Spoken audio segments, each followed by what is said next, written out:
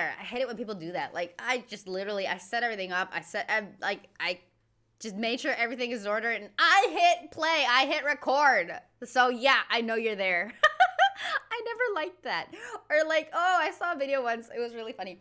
Like, those, it's very popular now, those videos that, where people, like, vlog their day, and they're, like, they film themselves getting out of bed and making their own food and this and that, and there was this, I don't know who she was, but there was this lady that showed like the behind the scenes in a comic way, in a comedic way, in a funny way, like where they go set up the camera, you know, at the edge of the bed, and then like get back in bed and act like, oh yeah, I'm just starting my day, what a beautiful day, and it's all like how freaking fake it is, and it's funny to see people make fun of that because it's actually like absolutely ridiculous. Anyway. Wow, I already started with a rant. I didn't even expect that. I didn't even feel it coming on or anything. It just kind of happened. Anyway, I mentioned in a video I made that I really like Daniel Sloss, and I have only seen Dark and Jigsaw, which is 2 of his specials, and I found this on, I guess it's Live at the Apollo or the Michael McIntyre show, Roadshow. I don't know if it's the same thing or not. But anyway, I just found this. I haven't seen it before, and look how young he looks.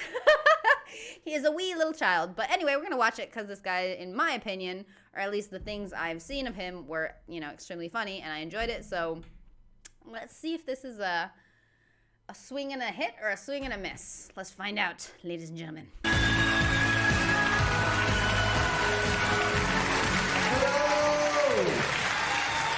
How are you doing? You well? Like Shaggy. He looks like Shaggy. How are you doing? Are you well? Are you good? As you can tell, I'm young. I'm 19, which is weird being young and doing this job.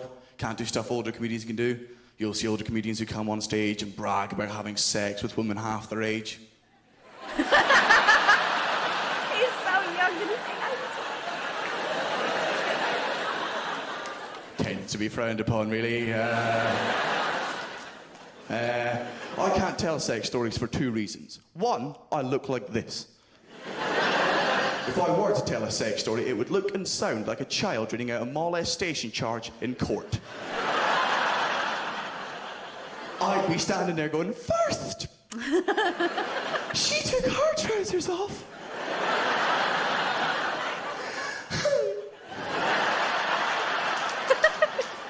And then she took my trousers off.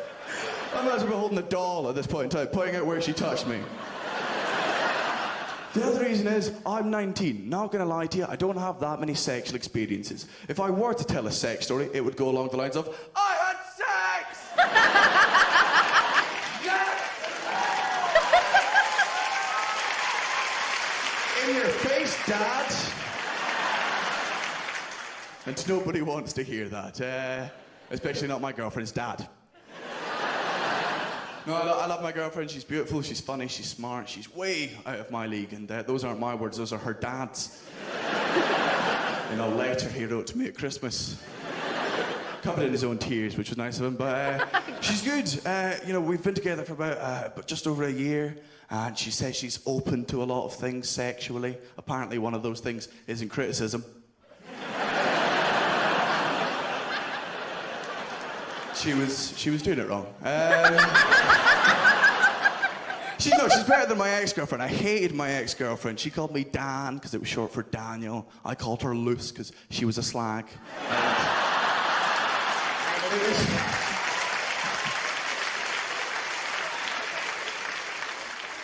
It's weird being young as well, though, because like the media just hate us because we're stabby little things. Apparently, like one of my favourite ones comes from the comic book The Sun, and. They said, did you know a shocking 60% of teenage stabbings were due to disagreements?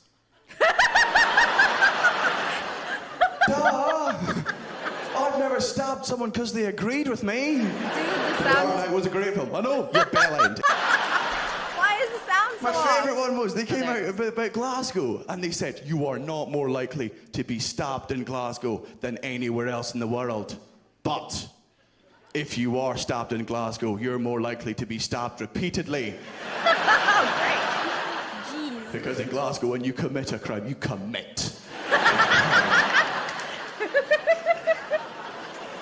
Dedication. So I'm still living at home with my parents, though, which is quite fun, because my dad, he's a very technical man, my dad. He's very, he's good with me and my brothers. I've got 2 little brothers. One's a 6-year-old, and the other one's a dickhead. And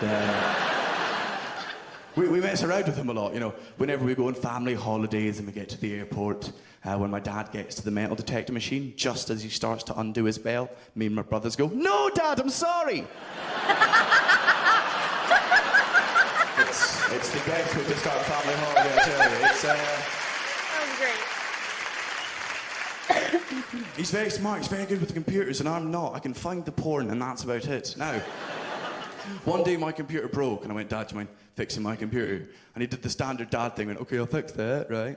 But what I want you to do is I want you to watch me fix it, so next time it breaks, you know how to fix it, right?" And I was going, "Yeah, whatever, dickhead," right?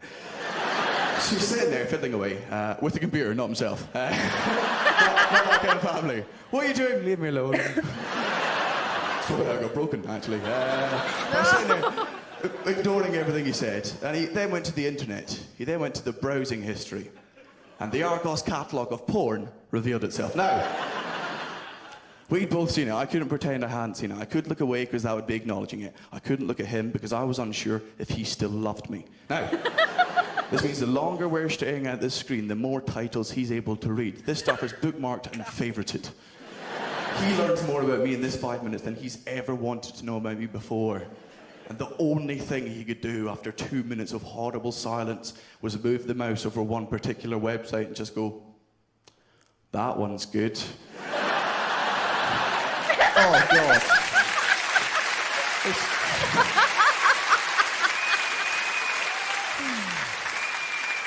I think the reason I'm sort of worried about getting old as well is I'm not worried about being old. I'm just worried about the next generation of kids, because my brothers scare the crap out of me. Like, the Dick is a 10-year-old. He's very smart. He's a lot smarter than I ever was at that age. The other day I was in my room and he came in. He's like, Daniel, we learned something awesome at school." "Oh, I don't care." No, go on. "Oh, right, what is it?" "Did you know the tongue has memory?" "No, possibly because you made that up." No, honestly, it does. Because when you think It does the sound fix itself? Think of something sweet, your mouth starts to salivate. Yeah, kind of. And if you think of something sour, right, it starts getting all tangy in your mouth. Kind of. Well, apparently, if you pretend to shake a salt shaker on your tongue, you can taste salt. Now, none of you got this, and neither did I, which is why, for the next 30 seconds, I did this. Just like that, okay. It's not working. Show mum. Mum! What are you doing? I'm trying to taste salt. Oh, you little git! Ladies and gentlemen, it's been a pleasure having Danny Sloss and Terje Flågan. Cheers. That was interesting to see him so much younger. Fun. I like how he came out and said he couldn't talk about sex, but everything was sexual anyway. Like, he made a comment about it and that he couldn't share experiences, but pretty much just every alone experience he could talk about. So, okay. Still funny, though. Still funny. I want, apparently he has a whole show called something. I can't remember, X or something. And I want to watch it, and I can't find it anywhere. So that's going to be difficult. But for now, I shall leave you with this. This is it. Also, it was not live at Apollo. Apparently, it's a different thing. Michael McIntyre's Comedy Roadshow. But the backdrop is quite similar with, like, the lights and stuff. That's a very comedy theater thing, so my mistake. Anyway, ta-ta. Yeah, there you go. I don't know if you enjoyed that or not. I did. I had fun, so I hope you did too. Anyway, I am off to do more stuff and things. Ladies and gentlemen of the world, thank you for watching. I spat all over myself. Sorry. Excuse me. That ain't great. I should have ended this a minute ago. Oh, well. Anyway, thank you for watching. Thank you for being here. And I hope you all have a great one.